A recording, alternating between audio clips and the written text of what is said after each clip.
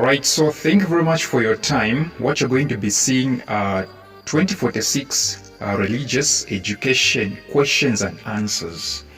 Yes, so I'm doing this for you, and I expect you to support this channel by subscribing in return, because this channel is going to be helping you.